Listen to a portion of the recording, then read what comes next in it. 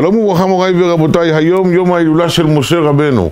ישמח משה במתנת חלקו, כי עבד נאמן קראת לו. הקדוש ברוך הוא אומר, משה עבדי מת. מכתיר הקדוש ברוך הוא את משה בתור עבד השם נאמן. איזה שבח זה לשבח אדם בכך שהוא עבד נאמן? האם לא היה עדיף לקרוא לו קצין, מושל, מלך או משהו בסגנון? התשובה היא, היחסים שלך מול הקדוש ברוך הוא נמדדים על פי רמת העבדות שלך בפניו. אם אתה באמת זוכה להיות עבד השם, אתה ברמה הגבוהה ביותר. אם אתה רק חצי עבד, הרי שאתה ב-50% מהיעד. וכלפי מה הדברים אמורים? ישנם מפקדים, ישנם חיילים, ישנם קצינים, ישנם הרבה מאוד רמות, אבל ישנו עבד. עבד זה אותו אחד שלא מנסה להפעיל את המוח ולהרהר אחר הבוס שלו.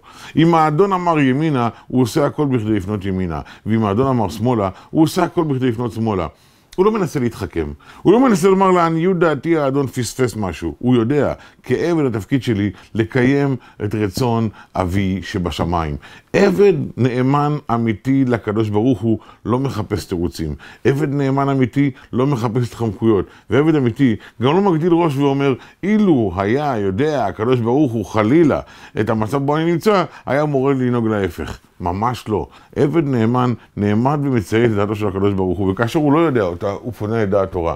והוא לא מנסה לשכנע את כבוד הרב מה נוח לו ומה בא לו לעשות. הוא פונה לכבוד הרב ואומר לו, אלו הנתונים, ככל אשר תאמר אליי יעשה. ואפילו יאמר לך על שמאל שהוא ימין, ועל ימין שהוא שמאל תשמע לו. כי אתה יודע ששם נמצאת האמת האמיתית. שם נמצא הרצון האמיתי. וכאן אתה זוכה לראשונה להיות חלק מאותו מפגן אדיר, מאותה מחמאה נפלאה של עבד נאמן קראת לו. ודרכו של עבד, שהוא מצליח בכל אשר הוא פונה, כי כאשר האדון מצליח, כל מי שנמצא מסביבו עולה איתו על אותן גלי הצלחה. בהצלחה רבה לכולנו וברוכים תהיו.